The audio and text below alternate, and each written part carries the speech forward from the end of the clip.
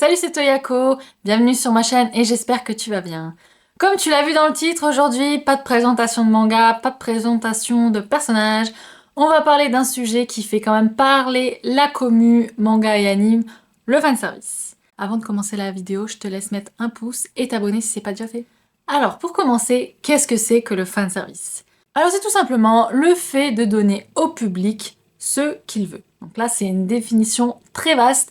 On va rentrer un peu plus en détail, mais il faut déjà bien sûr dire qu'il y en a dans tout type d'œuvres, mais on va se cantonner aux mangas et aux animes, évidemment. Souvent, le fanservice a une connotation assez négative parce qu'on parle beaucoup de fanservice à caractère sexuel, mais ce n'est pas tout ce qu'il y a, et on va voir plusieurs sortes de fanservice et les beaux côtés, les mauvais côtés, et je vais donner mon avis. Parce que pour moi, dans le fanservice, il y a une grosse part de subjectivité. Parce que oui, ça va plaire à certains, mais pas à d'autres.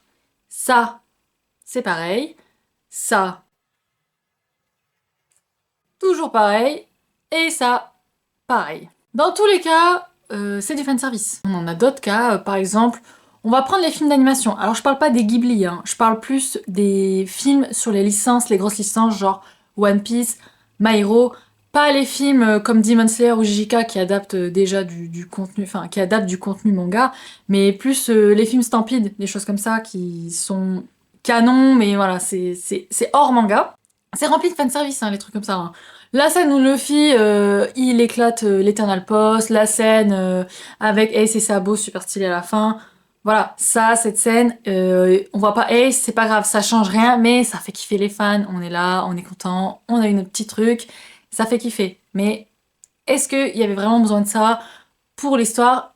Pas sûr. Et bien du coup, à quoi ça sert? Pourquoi il y en a? Et ben déjà, ça permet de créer sa fanbase, de la fidéliser parce qu'on lui donne des choses qu'elle apprécie. Donc forcément, ils vont aimer l'œuvre, ils vont continuer, ils vont acheter, ils vont regarder. Ça sert aussi à faire vendre des figurines dans certains cas. Voilà, de manière générale, ça sert à faire kiffer le spectateur. Mais du coup, à quel point le fanservice est-il utile? Parce qu'il y a quand même des cas où, au contraire, ça va faire fuir le spectateur. Si par exemple on part sur des transformations très shonen, hein, niveau par niveau, alors je vais beaucoup parler de Dragon Ball dans cette vidéo parce que il y a beaucoup d'exemples qui correspondent au fanservice. Et c'est un manga sur lequel je vais pas spoil des gens, je pense que tout le monde connaît Dragon Ball et même si t'as pas vu, tu connais les Super Saiyan. Et ben voilà, là on a vu du Super Saiyan 1, on a kiffé. Quand on a découvert, on était content. Mais ça fait partie de l'histoire. Voilà, quand il y a le Super Saiyan 2, pareil, on kiffe. Super Saiyan 3, à la limite, on s'y attend à l'avoir. Et pareil. Mais il y a un moment donné, il y a des gens pour qui c'est trop. Ça a plus de sens. C'est juste là pour le kiff, le flow. Mais ça a vraiment plus, ça raconte plus grand chose. Donc, il y a des gens pour qui ça, ben, c'est cool, c'est bien, j'ai kiffé, je vais acheter la figurine ou juste je vais regarder des AMV, je vais en parler, je vais regarder l'anime, je vais lire le manga. Il y a des gens pour qui c'est trop, on peut plus regarder, on peut plus lire. Donc là, c'est à se demander le fanservice.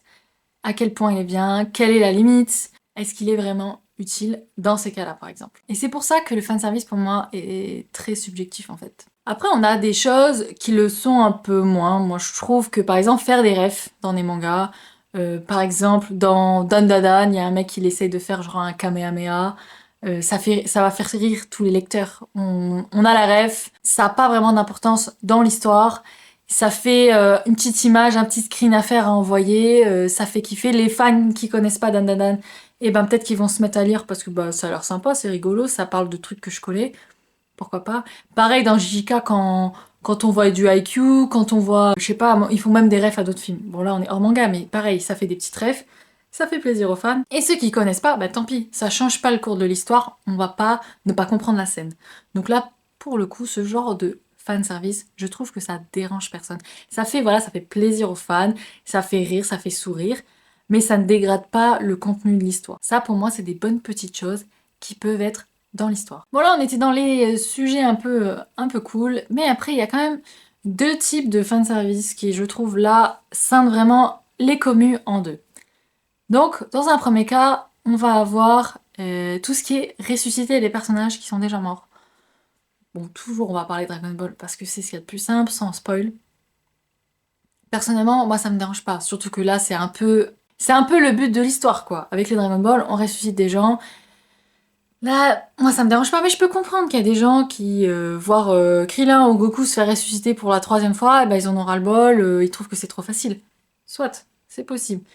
Après, si on prend une œuvre comme Naruto, l'arc final, là on a beaucoup de fanservice. Ils nous ont ramené tous les personnages qui étaient morts pour raconter d'autres choses, surtout pour nous faire kiffer de voir ces personnages qu'on ne voit plus en fait, parce que au final les morts nous ont marqués, on a apprécié les personnages, et de les remettre à l'écran, c'est du temps qui va être apprécié par les fans. Donc là, on est totalement dans le fanservice. Bon, personnellement, sur cet arc-là, j'ai eu un peu de mal, mais j'ai quand même kiffé de revoir certains personnages. Revoir un petit Itachi, revoir un Azuma, etc.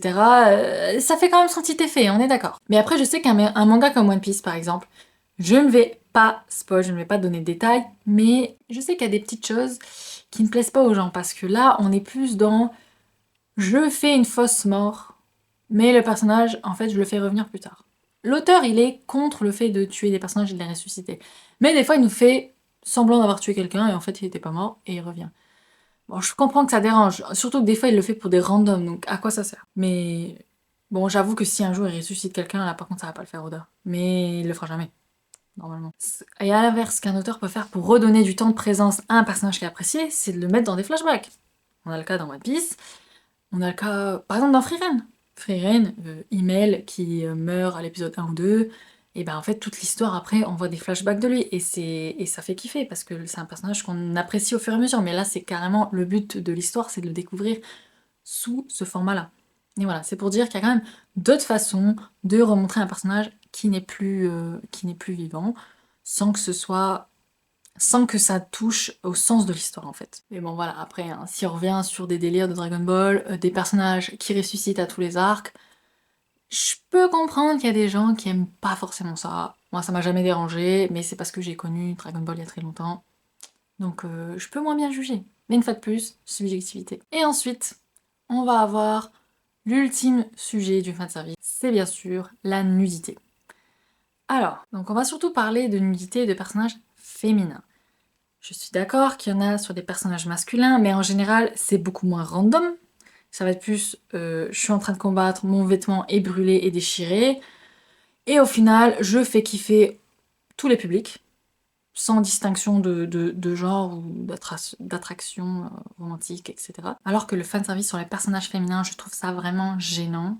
Alors, c'est peut-être parce que je suis pas vraiment attirée par ce genre de personnes, de personnages, mais quand tu vois que c'est des personnages qui, par exemple, sont censés combattre et qui ont des tenues ridicules comme ça n'a pas de sens. Je vais penser à une amie dans One Piece, je vais penser à l'autre meuf dans Sunken Rock, là, j'ai oublié son nom. Pourquoi, en fait? À part faire kiffer le public, je vois pas l'intérêt. Et vendre les figurines derrière, je ne comprends pas. Personne se bat comme ça, en fait. Alors voilà, moi je pense que la polémique, elle est là, en fait, parce que c'est random, ça n'a pas lieu d'être, c'est irréaliste. Les corps humains qui sont représentés n'existent pas, ou alors dans très peu de cas. Si par exemple on prend dans One Piece une Hancock. Hancock, c'est l'impératrice des Amazones, c'est un personnage très orgueilleux, elle a un pouvoir qui lui permet d'asseoir son charme sur le sexe masculin. Là, tu peux comprendre qu'elle a un corps très joli, très attirant, etc. Mais si derrière tu fous tous les autres personnages à son niveau, ça n'a plus de sens. En fait, c'est le fait de le généraliser qui n'a pas de sens. Tu mets dans les carnets de l'apothicaire des femmes super bien gaulées, moi j'ai pas de problème. C'est des courtisanes très en vogue, c'est tout à fait normal, je peux comprendre. Mais voilà, après à l'inverse, tu mets dans Fairy Tail toutes les nanas à peu près comme ça, et alors que c'est censé être des combattantes, ça a pas de sens. La pauvre Erza, la pauvre Mira Jane, pour moi, elles ont plus autant de style parce que on les montre un peu pour ça en fait. Puis même après, elles participent à un concours de maillot de bain, je crois. Ça, franchement, c'était vraiment limite. Hein. Là, j'étais un peu deg quand j'ai vu ça.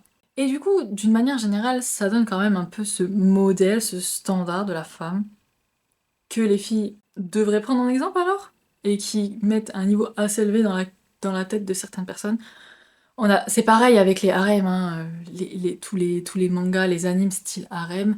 t'as une 5, 6, 7 nanas qui sont super jolies, super bien gaulées, et au milieu de ça, t'as un mec qui est hyper banal, hyper standard, qui traîne avec elle, qui pourrait les choper, enfin, qu'est-ce que ça veut dire ce genre de truc? Moi je trouve ça ouf, et il y en a tellement, et on se rend même pas compte, parce que des fois c'est super bien amené, petit à petit, il y a de plus en plus de filles autour du personnage, et t'es là...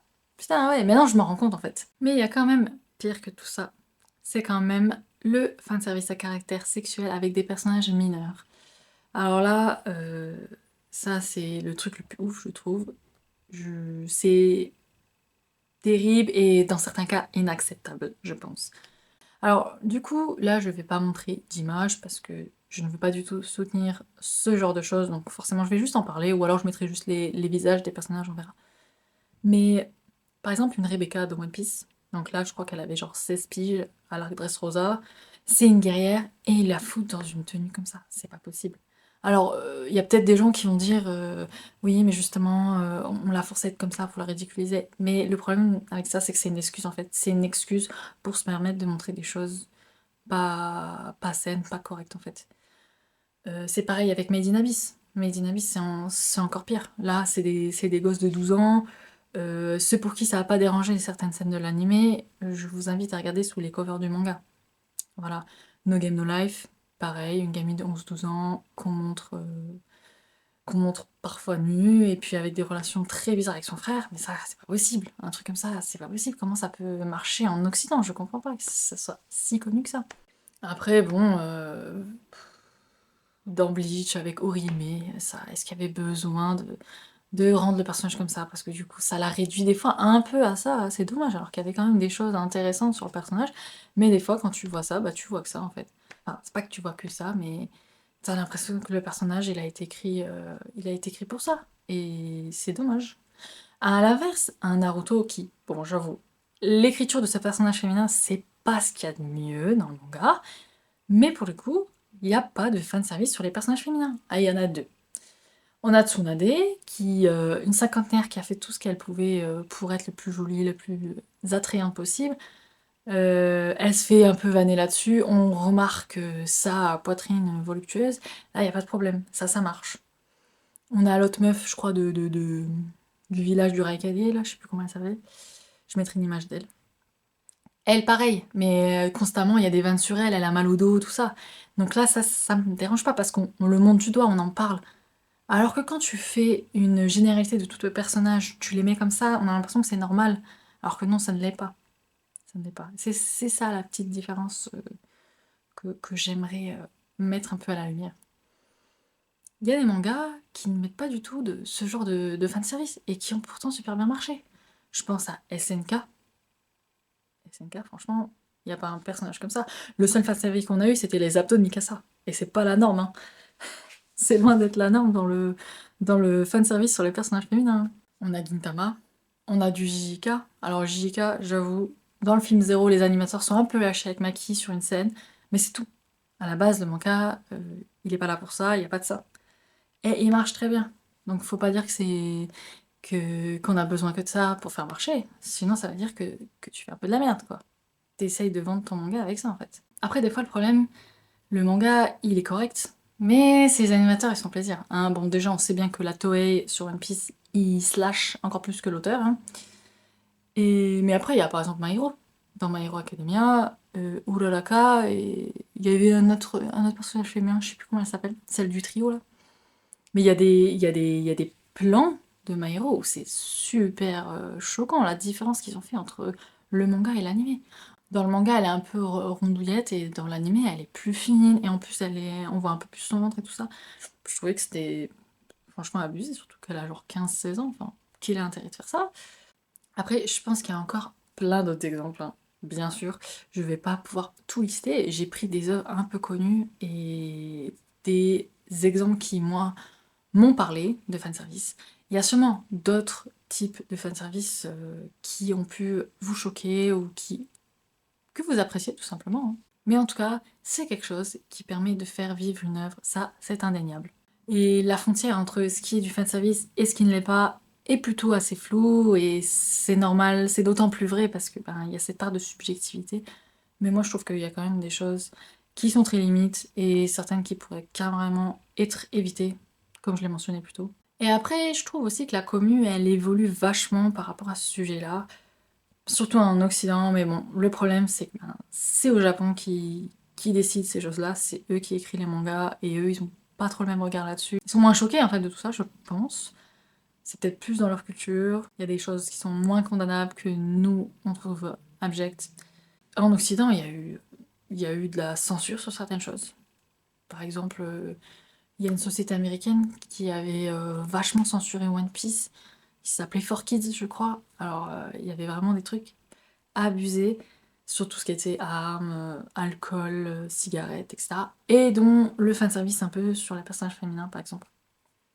Ils ont vachement censuré ça, donc ça montre bien la différence de culture. Et même si ça vient pas de chez nous, ça veut pas dire qu'on n'a pas le droit de critiquer. Si t'aimes pas quelque chose, t'es pas obligé de regarder ou de lire.